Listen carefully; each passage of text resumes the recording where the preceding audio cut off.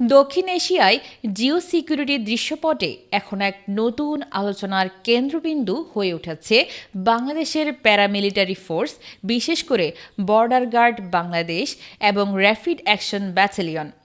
উন্নত প্রশিক্ষণ, আধুনিক অস্ত্র ও নজরদারি প্রযুক্তির সমন্বয়ে বাংলাদেশ এখন গড়ছে এক দুর্ভেদ্য নিরাপত্তা বলয়, যা শুধু সীমান্তে নজরদারিই করছে না, বরং সম্ভাব্য আগ্রাসন প্রতিরোধেও কার্যকর ভূমিকা রাখছে।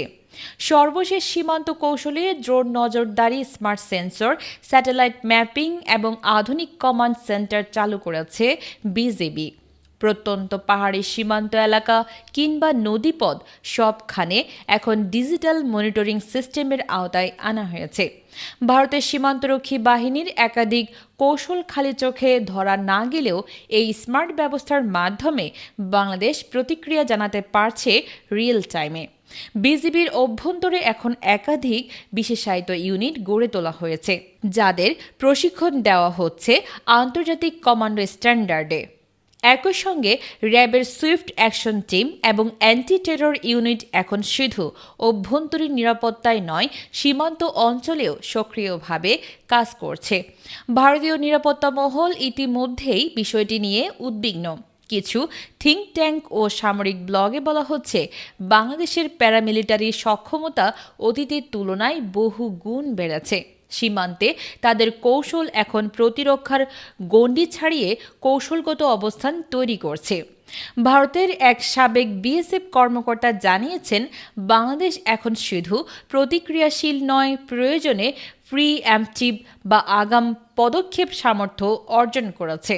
বিশেষজ্ঞরা বলছেন, বাংলাদেশ তার সামরিক ও আধা সামরিক বাহিনীর মধ্যে কৌশলগত ভারসাম্য তৈরি করছে।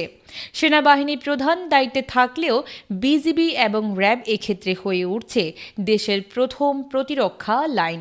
এটি ভারতের পূর্ব সীমান্তে সামরিক পরিকল্পনায় নতুন চ্যালেঞ্জ তৈরি করতে পারে। জাতিসংঘ শান্তিরক্ষা মিশনেও বাংলাদেশের আধা সামরিক ইউনিটের অংশগ্রহণ, তাদের পেশাদারিত্ব এবং কৌশলগত পরিপক্কতা আন্তর্জাতিক মহলেও আলোচিত হয়েছে।